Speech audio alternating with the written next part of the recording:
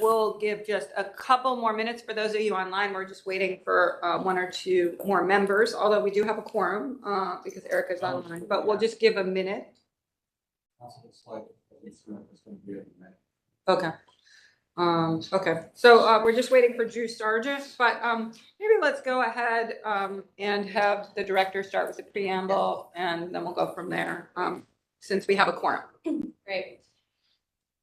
In compliance with notification requirements of Ohio's open meeting law and section 101.021 of the codified ordinances of Cleveland, Ohio, 1976, notice of this meeting has been publicly posted. All boards and commissions under the purview of the City Planning Department conducts its meetings according to Robert's Rules of Order. Actions during the meeting will be taken by voice vote.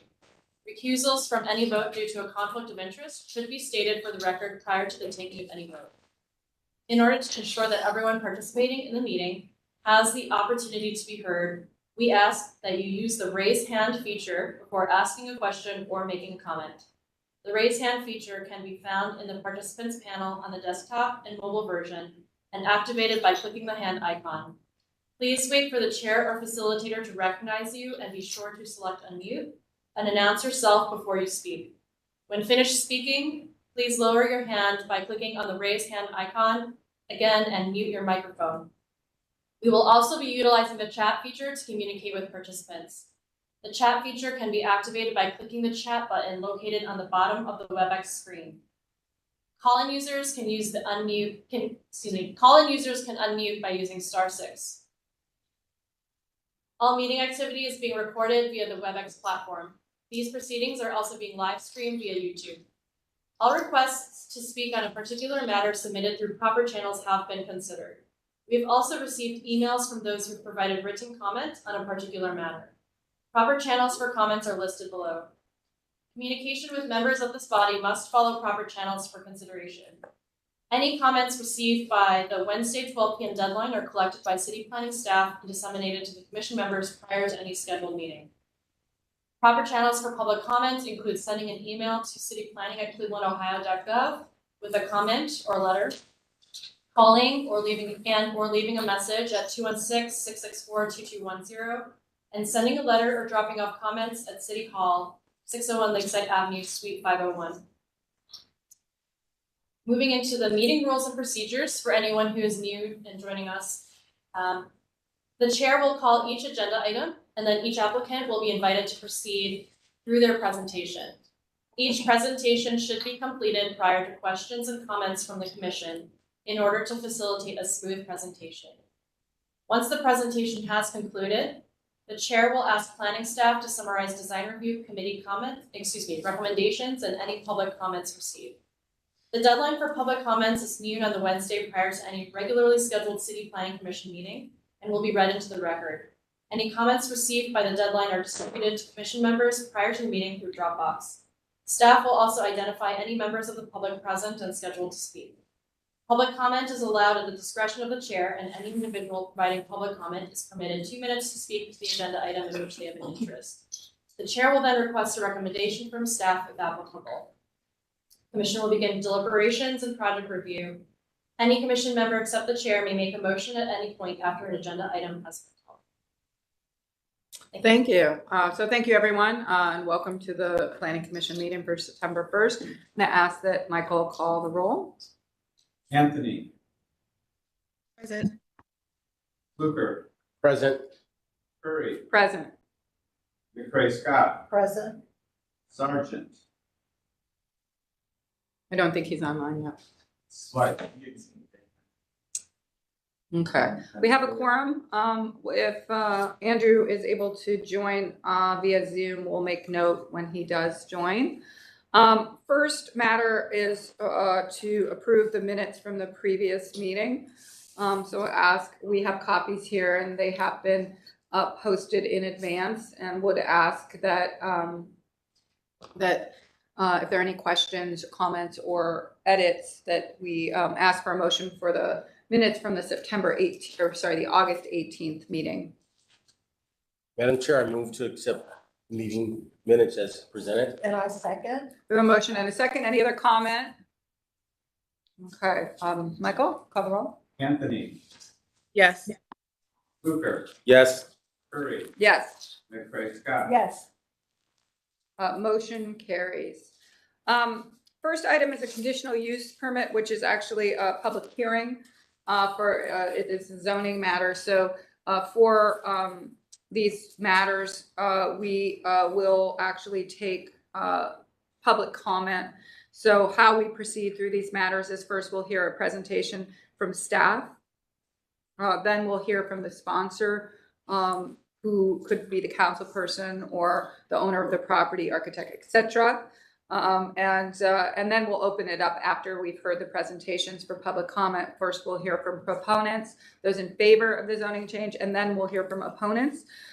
We ask that you please state your name clearly and identify your address, or simply state your name and address if you're going to speak. And for those of you online, we'll ask if you're going to speak to this matter that just raise your hand and I'll call on everyone in order, and everyone will have a chance to speak for this matter. So the first item is a conditional use in a townhouse in a two-family district for permanent parcel number 004-19-182. This is at 615 Jefferson Avenue. And Xavier, you got upset?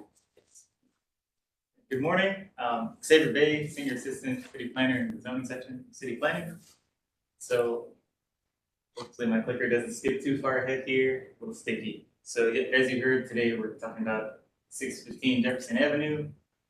And so the applicant is proposing a 4-unit townhome project at the corner of Jefferson and West 7th Street. This is located in a 2-family residential district, so they are seeking conditional uses from commission today.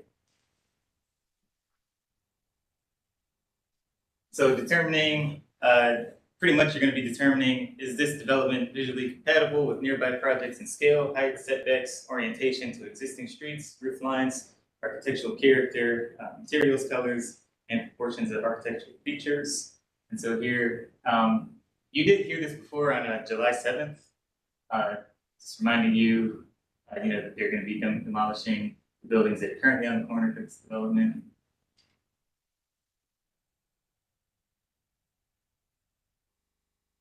This is some of the neighborhood context. And so right there, the red building is northwest of the proposed project. And then you could also see some of the residential around the rest of the corner there. So there are some 0-foot setbacks, and on West 7th, some of the residential complexes have a bit deeper setbacks. But this project is having a Jefferson address.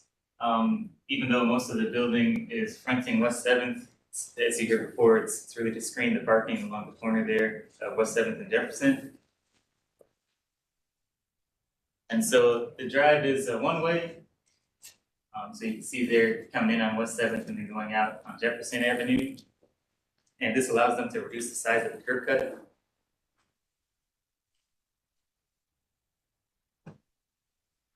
And so the conditional use criteria, so we're looking at, you're deciding, are these visually compatible with nearby projects? And as I mentioned, the scale, height, setbacks, orientation. And then also, does the site layout create visual interest to promote safety between the vehicles and pedestrians within these intersections? David Crown is here as well from Bielaski. He's the representative for this project. So he has a presentation as well following up for the conditional use. Okay. Good morning, Commission members. David Crone with Bielaski Cleveland here representing the proposed development. So as mentioned, this project has been seen before, so I will just try to highlight some of the changes that we made in response to the comments that we heard. So I think you have a pretty good orientation of the site. We can kind of move through this quickly. Existing, I believe the permit has been applied for the demolition. Those buildings are not currently occupied as there was fire damage a few years ago. No changes to the site plan. Interior changes, we received comments from the planning group to ensure that the front rooms facing at the street level were active. So we rearranged the interior of these spaces to create a bonus room for TV, office, etc. No real changes to the upper floors other than you will see some new windows along the Jefferson Avenue facade. We heard some comments that wanted that to be a much more front presentation, even though everyone recognized maybe the best orientation for these townhomes makes sense on 7th. So those additional windows we'll look at in the facade. No change to the material palette. So we did make some changes on the front elevation, two significant ones. One was we significantly lowered the garden wall by a full 2 feet. There was some concern that the garden wall was too high and it was obscuring views into the active levels of the first floor, and that it would maybe be an uncomfortable height for the sidewalk. So we lowered those way, way down. Sorry, going back one slide, if you would. We also increased the it's okay. There we go. Increase the pitch of the roof to be more in keeping with the neighboring houses. It was a bit flatter before, so we wanted to try to borrow a similar vernacular of the neighborhood. Go on. So this is the back. It's fairly unchanged other than the pitch of the roof.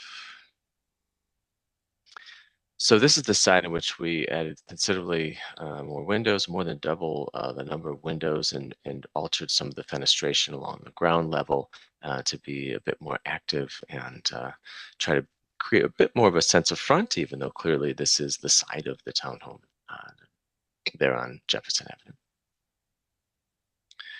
Avenue. The percentage of fenestration is equal, exceeding that of the minimum. So these are the revised renderings. You can see the steeper pitch and the much lower garden wall in those views. And the increased windows along 7th. And then I think there are 2 more. This is fairly unchanged other than the steepness of the roof, and you're seeing those windows along 7th. And then I think the last one, yep, just showing that little bit steeper pitch, and that's it. Lower walls. Thank you. Okay. Now we'll take public comment. Ask that anyone who'd like to speak in favor of the zoning change, raise your hand, or if you're here in person, of which there is no one. I'm just kidding. So I see Donna, who has her hand raised, or at least I thought she did. Donna, did you want to speak as well? Online? Hi, yes. Good morning. This is Donna Gregonis with Tremont West Development Corporation. Good morning, Madam Chair and members of the commission. So this did come before you guys a couple of weeks ago. And the architect, Mr. Cron, did come up with some changes from that meeting. But there were some comments that were still not addressed that I think are pretty important because they're pretty consistent with other issues we've seen with developments along the street that may or may not have needed variances, even ones that are aligned with the townhouse code. The question we did have is the inclusion of the usable space in the top floor. Seems like it might need a height variance because it is finished space for the doghouse roof access. I'm not sure if that's true or not, but it seems out of scale a little bit with the neighboring homes. And then addition, with the driveway only so wide, where is the snow plan for this? Where will the garbage cans go? And that's been a consistent issue throughout the neighborhood and design issue with some of these townhomes that are allowed with the townhouse code. And then another issue is the proposed trees along West 7th. I know the neighbors are concerned that they will block visibility of the stop sign at the corner, especially at the northernmost. Maybe consider moving 1 or 2 of them to the Jefferson side. And then the corner unit still feels like, one of the sides is like maybe something that would be facing an alleyway or something. And that is a very highly trafficked area with a lot of walking. And again, it is better than the first iteration, but still just wanted to provide some comment. And then the fencing, having that extend all the way to the sidewalk would interrupt the flow of the streetscape of open front yards and blocking the line of sight between pedestrians and exiting drivers. So that would be a safety issue. Sorry to throw these all at you so quickly. Thank you for letting us provide from the community. Thank you. Okay, thank you.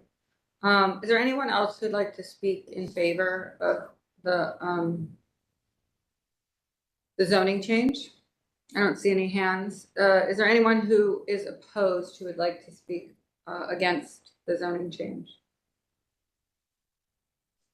Okay, we'll close the public portion and take questions or comments for the commission. I do have a technical question. Once approved, what is next in the process of this? So because this is less than 5 units, we would do an internal administrative review of the design based on the architecture. This is a zoning matter, but if you do want to provide any comments about fence, et cetera, please feel free to make those considerations and we can work with that. It's very helpful. So any other questions? I mean, I'll make a comment, really to David. I do think you've made some improvements to the side, but I think our comments were really to try to make the end unit feel like it wraps the corner a little bit, which I think is achievable without adding much cost, which is to really think about what the Jefferson side or the side would feel like if it was designed like a building that that knew that it was on 2 corners. So I personally believe that's actually achievable without changing the floor plan or doing something that dramatically changes the cost. So, I really like this project. I'm in favor of it myself, but believe that that is achievable. And so, I can't make a motion, but I believe that it's possible to move this forward and still really work with staff to achieve that. And do it in a way that's a real win-win, both for the project and the neighborhood, and kind of adds that variance, if you will, or that variety to this around the corner. So those are my comments. Madam Chair, Helpful. Thank you. Madam Chair, I would agree. Initially, I thought I didn't care for all the pavement, but these are only 4 units. I think if we were extending further to the side, I would think some consideration should be given to different pavement or something to sort of create a distinction between pedestrians and cars. So having said that, I think I'll try and make a motion that applicant take into consideration the comments made by Madam Chair and the Tremont community, and that my motion would also include that we approve this as presented with the caveat that they work continuously with staff to improve the project. And what that means, David, if this goes through, is that you don't have to come back to the commission unless you can't really work this out with staff. The director has the authority to sign off on this once you really have achieved, let's say, some of the comments about the corner unit. But if you can't come to agreement, you can always come back to us, which you probably don't want to do. But Understood. Thank you. But it gives you the flexibility to work with it. I think as far as I'll add, because I know that Michael wants this, is that I think this is a very appropriate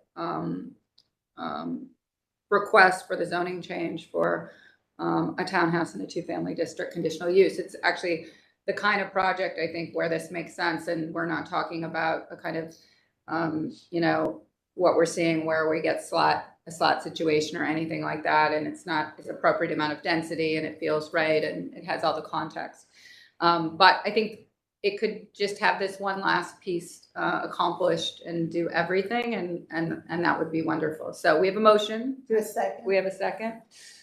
Any other comments?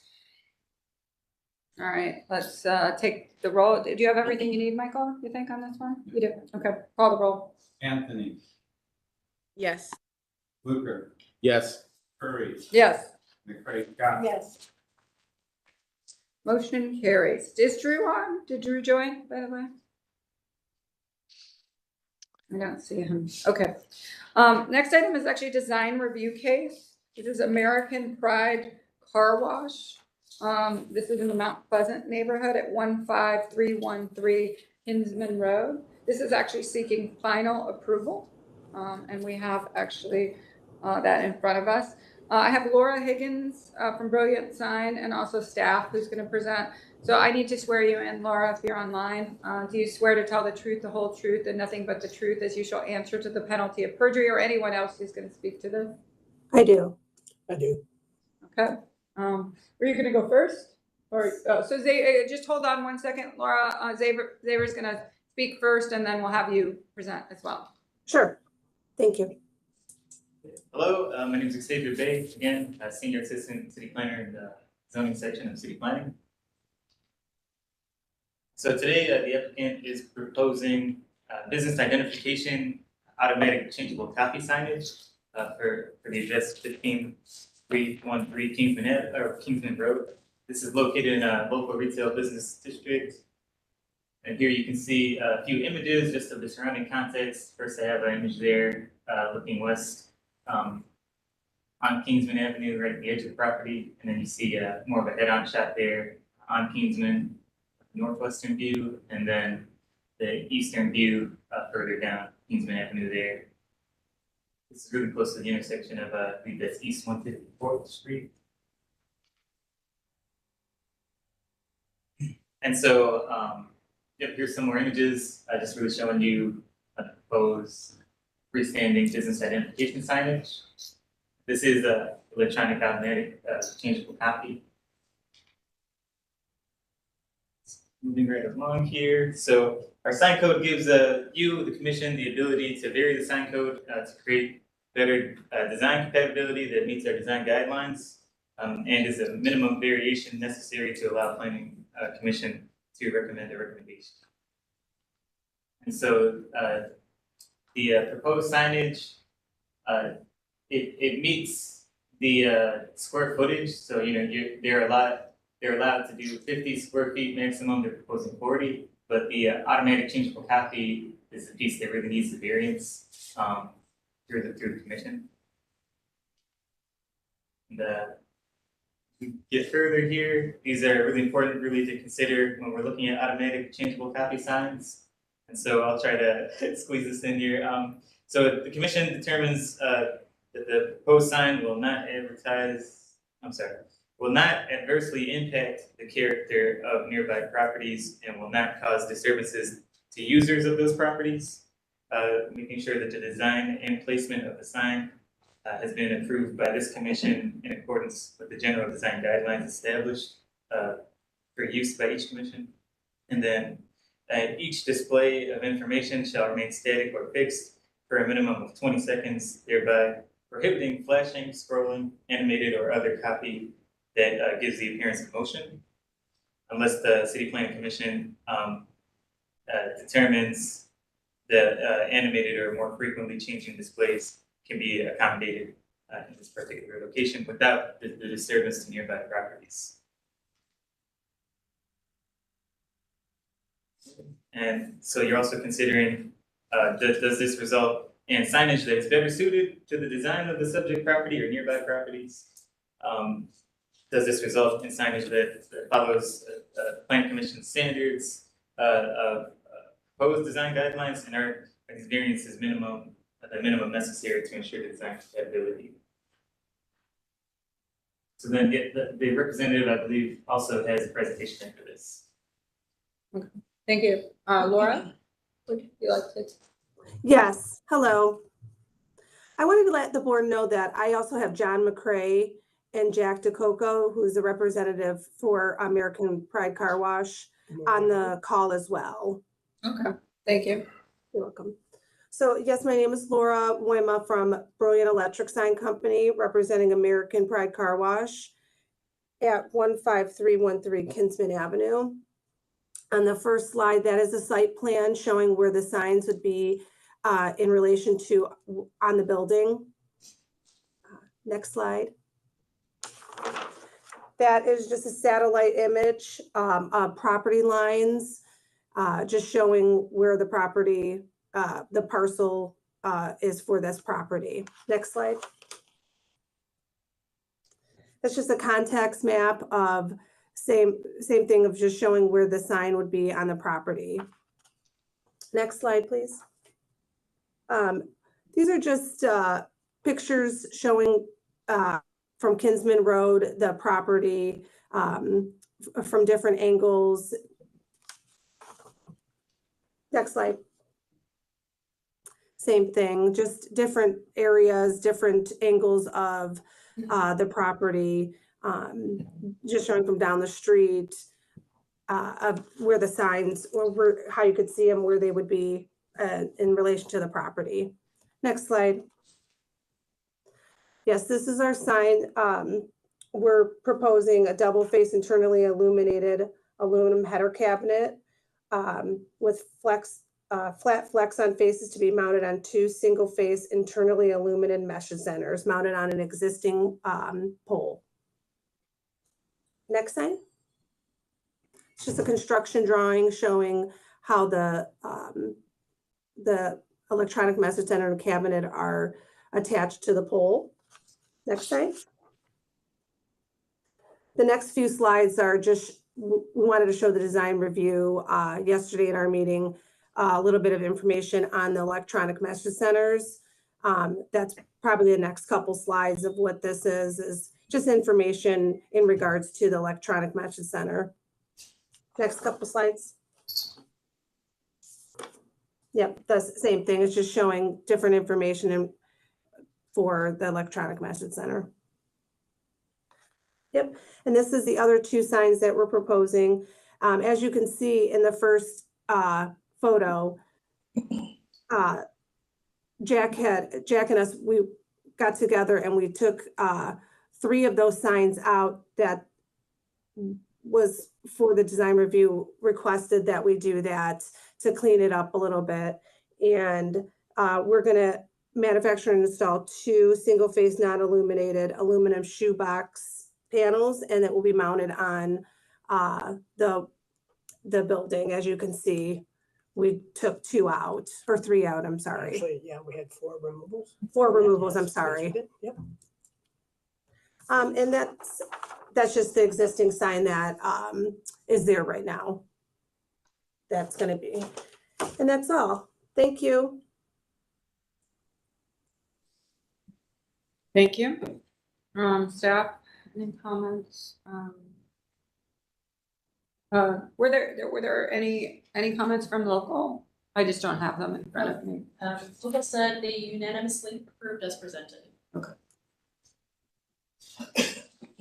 Madam Chair, I'm not very clear which portion of the sign is animated or is the message board. That wasn't clearly articulated.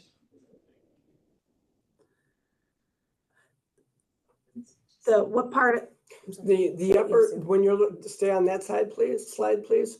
The upper section, American Pride Car Wash, that is a static message that stays in place. Those are plastic faces with graphics applied to the faces, so those stay the same. They do internally illuminate, so at nighttime, you will see a white background with red and blue illuminated copy. And then the image that you see below that is the actual electronic message display board. I believe that's at 3x8 with the header cabinet at 2x8. Okay. You know, it's really interesting. I don't know how often you guys drive down Kinsman as you transition into Shaker near Lee Road. It's not a very pedestrian friendly area. There's been a lot of like storage type businesses coming up. It's just a commentary. It's nothing against this project. It's just that transition between Cleveland and Shaker is buffered by that type of commercial use. So. Madam Chair, I'm familiar with the area, and it would be a welcome to have this sign put up because it's in need of replacement. It really is. Is that a motion? Oh. Madam Chair, make a motion for vote number 350-16 and 350-14 that this project be approved as presented. Second. Thank you. Motion. We have a motion and a second. Any further comment? I see that Drew joined as well, but he'll likely have to abstain from this one since he didn't hear it. Call the roll. Anthony, Yes. Fluker, Yes. Curry, Yes. McCray Scott, Yes. Sergeant. Abstain. Motion carries. Next item is, Thank you, Madam Chair. oh, thank you. Thank you all. Thank you for the investment. Is Euclid Corridor 2023-021. This is a proposed demolition of a 4-story institutional use building seeking final approval. This is at 2049 Martin Luther King Drive. Is Meredith and anyone else, Meredith Hayes or Gordon and anyone else, I need to swear you in, who's going to speak to this? I see Peter Cook as well. Do you swear to tell the truth, the whole truth, and nothing but the truth as you shall answer to the penalty of perjury? Yes. Yes. Okay, take it away. Okay, we are here to present the demolition of Yost Hall. This is, we're only asking for demolition in this review. We were before you previously on July 7th to get conceptual approval for the building that will replace Yost Hall. So we are just here to get approval on this demolition. Next slide. The building is a 4-story brick building. It was originally constructed as one of a pair of dormitories on the Case Quad in the early 1950s. The other pairing or sort of sister building was demolished some time ago and really was just given over to a broader Case Quad at that time. And the demolition of this building is to make way for the new interdisciplinary science and engineering building, which is a significant building on campus that Case is making a commitment to really opening up and welcoming, providing a new gateway through the new building onto the Case Quad. Next slide. A little context of where we are. So that yellow box, we are near the corner of Martin Luther King Jr. Boulevard and Euclid Avenue. Next slide.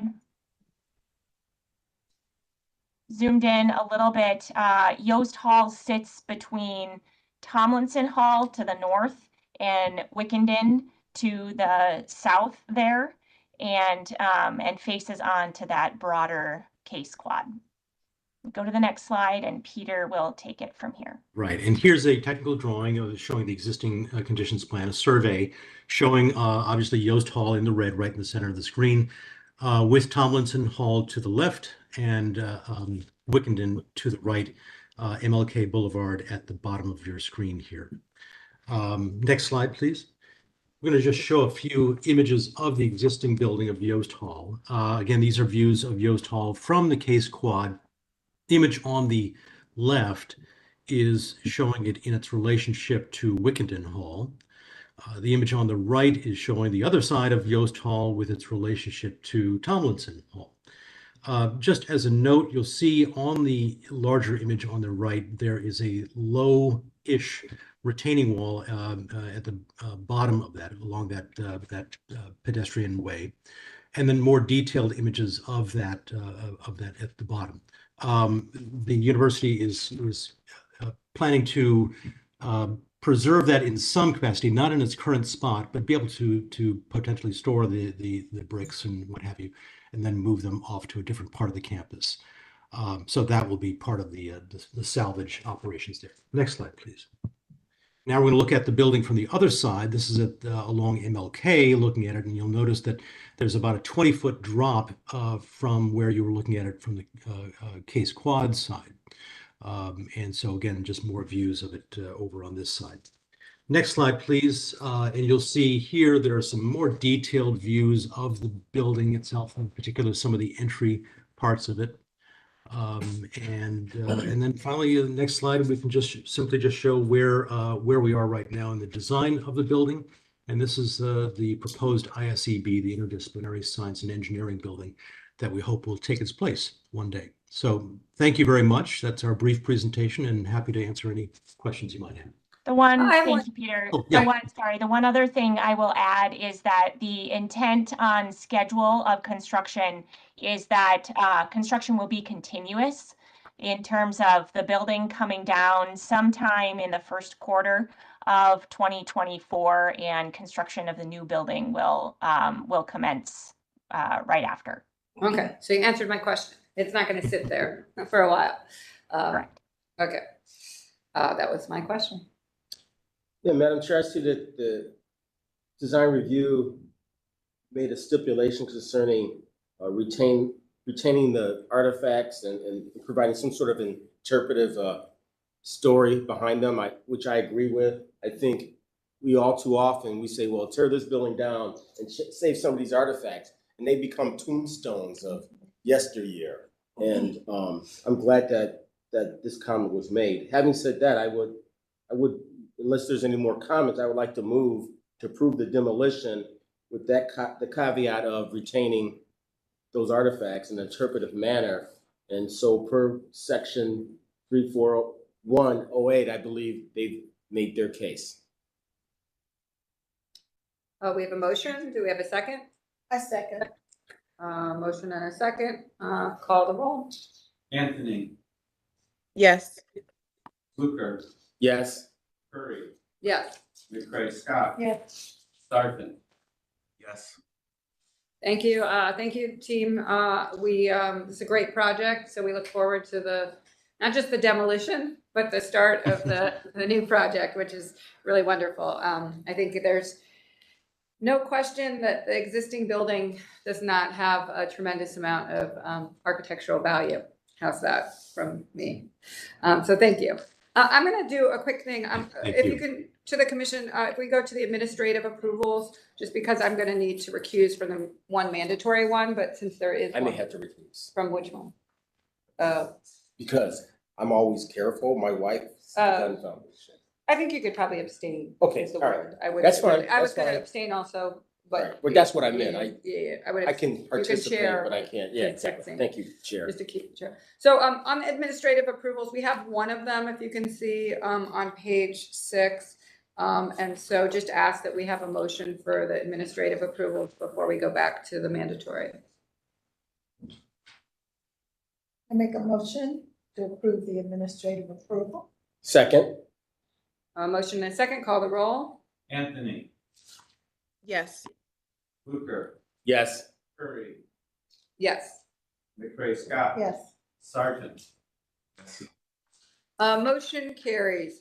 So just for the mandatory referral, I am going to recuse myself. August is going to chair the meeting. I have a kind of direct relationship between the Cleveland Foundation and Cleveland Public Theater, obviously as a funder. But I think we'll still have a quorum with 4 to move this forward, even with an abstention. So I'll turn it over to him. Thanks, Madam Chair. Who is here to speak on behalf of ordinance 896, 2023? Is Ms. DiGennaro here?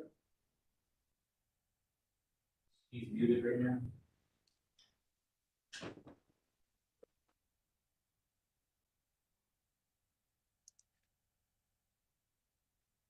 Commissioner? Oh, good morning. I'm sorry. I was just on a call. Apologies for that. Good morning, everyone. My name is Suzanne DiGennaro. I'm the Commissioner of Real Estate in the Mayor's Office of Capital Projects, and I will speak to this piece. This is the ordinance authorizes the Director of Community Development to purchase a parking lot from the Cleveland Public Theater and sell a parking lot that's owned by the city of Cleveland. The parking lots are across the street from each other. We can go to the map so I can show you a little bit more clearly what we're doing. So the parking lot on the south side of Detroit Avenue, which is outlined in blue, is currently owned by the city. It's in the middle of Cleveland Public Theater's campus. And the parking lot to the north, which is outlined in yellow, belongs to Cleveland Public Theater. People often mistake it for a municipal parking lot.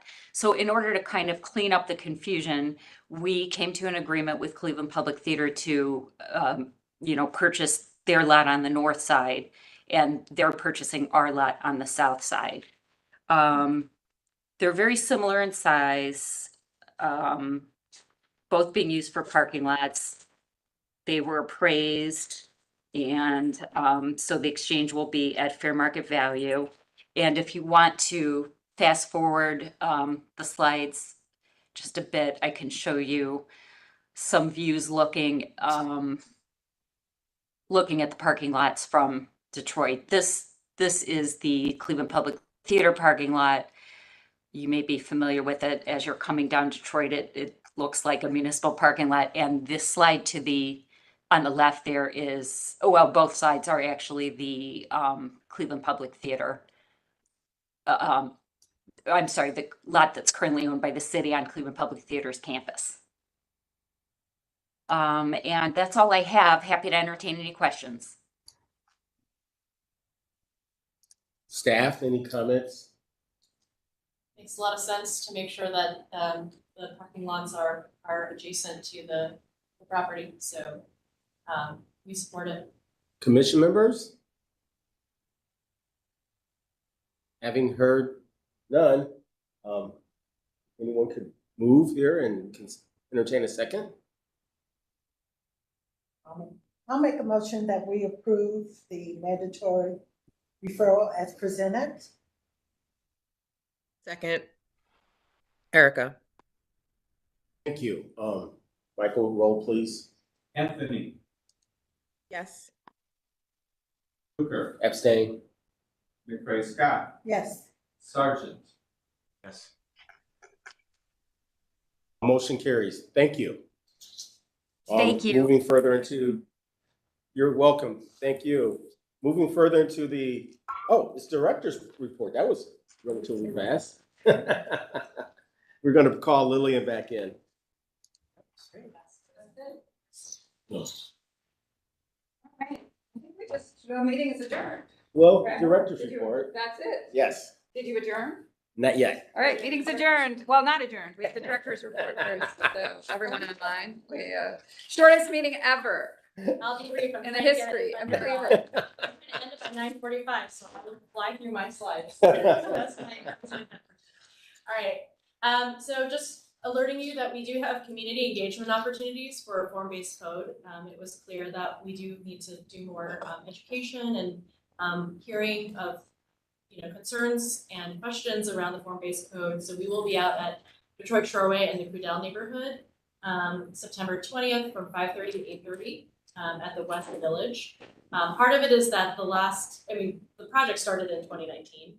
And so it's just been many years. While the content has not truly changed that much, it's more a refresher and answering questions and revisiting questions from community members. The Huff community, they completely had their engagement during the pandemic. And so we will be meeting at the Fatima Family Center on September 26th from 5 to 7, doing a very similar question, hearing of questions and concerns, as well as a presentation of what form-based code is. And so we're excited to be back in the communities.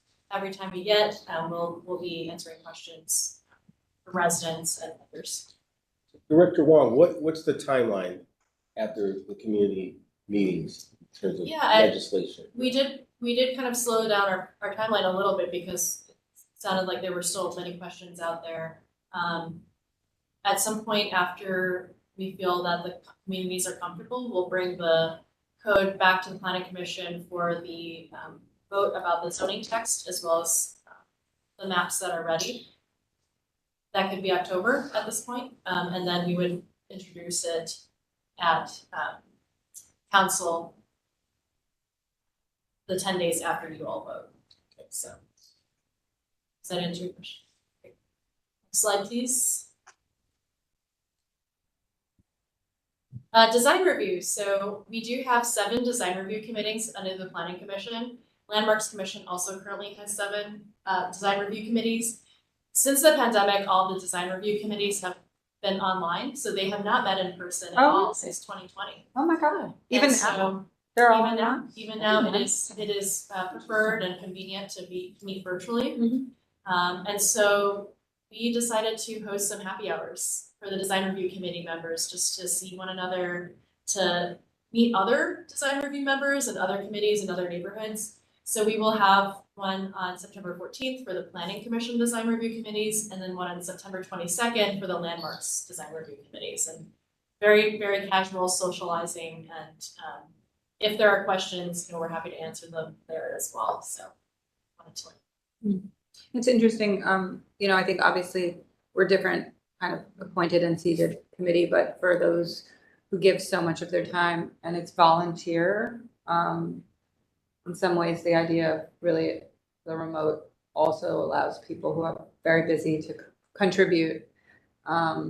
So there's a flexibility in that I think is wonderful for people who are giving their time and are professionals. It's amazing because we've appointed, or at least voted in quite a few members since the pandemic, and they haven't. They've never been together. Yeah. never been together, so hopefully it'll build that camaraderie and build more trust within the committees, and share perspectives and just have some fun. So Yeah. so it is good, and we do appreciate all of the committee members and their volunteer time. Yeah. And this is an opportunity to say thank you. So with that, that's it. All right, everyone, we adjourn. We are adjourned. All right. Thank you. Everyone. Thanks. Man. Take care. I got time to go